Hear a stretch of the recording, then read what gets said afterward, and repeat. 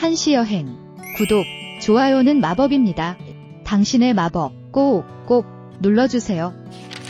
등 악양루에 올라 두보. 성문 동정수하니 금상 악양루라 오초 동남 타기오 건곤 이랴부라. 친북 무일자여 노병 유고주라 육마 관산북하니 빙언 채사류하네. 이 시는 두보가 768년 초 2년간 머물렀던 파촉의 기주를 떠나 장강을 내려와 강릉을 거쳐 악양에 이른 후인 768년 겨울에 지은 것입니다. 두보의 나이 57세 때로 두보가 죽기 2년 전입니다. 두보는 낙양이든 장안이든 돌아가고 싶은 마음이 간절했지만 763년 안록산의 난이 진압되었음에도 불구하고 당나라는 토번의 침입, 지방 절도사의 반란 등으로 혼란스러워서 돌아가기 어려웠던 것 같습니다. 성도와 기주에서 그랬던 것처럼 두보를 후원하고자 하는 지방 유지는 제법 있었을 테니 언젠가는 고향 또는 장안으로 갈 수 있는 날을 그리며 평생 처음 찾은 악양루와 동정호를 즐길 수밖에 없었을 것입니다.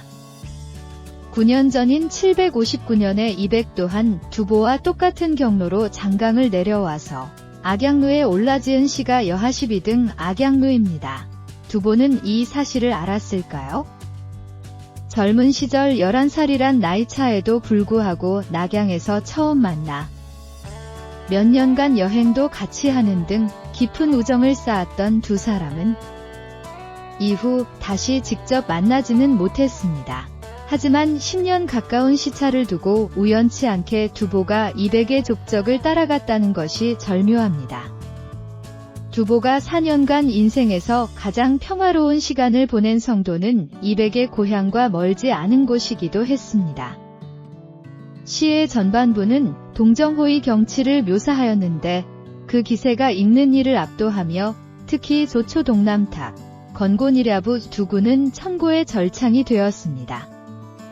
동정호에 대해 말로만 듣다가 악양루에 오르게 되었으니 이는 분명 감격할 만한 일이었을 겁니다.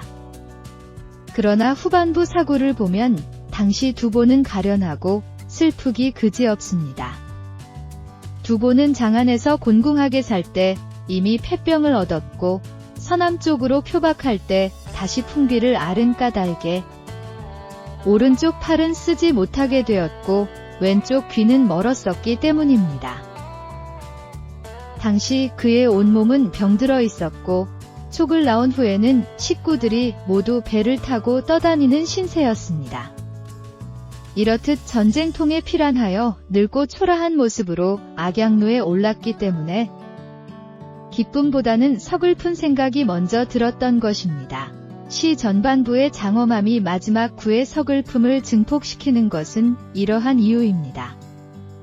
그러나 두보는 자신의 불행에 대해 슬퍼하고 한탄하는 것에 그치지 않고 그것을 국가의 안위와 관련지으며 경세제민의 포부를 드러내고 있습니다.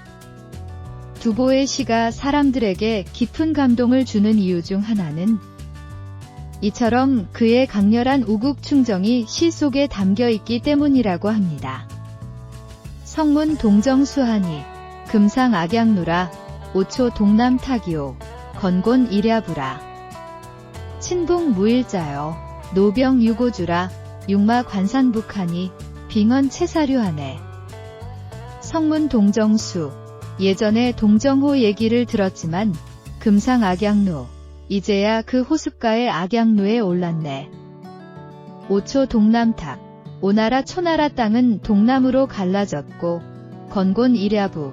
하늘과 땅은 밤낮으로 물 위에 떠 있구나. 친북 무일자. 친척이나 친구에게서 오는 편지 한 장 없고 노병 유고주. 늙고 병든 몸 의지할 곳은 배 한 척뿐이로다. 육마 관산북. 관산 북쪽에서는 아직도 전쟁이 끊이지 않고 빙언 채사류. 난간에 기대니 눈물만 줄줄 쏟아지는구나. 登岳阳楼，杜甫。习闻洞庭水，今上岳阳楼。吴楚东南坼，乾坤日夜浮。庆朋无一字，老病有孤舟。戎马关山北，凭轩涕四流。 당신의 마법 꼭 눌러주세요.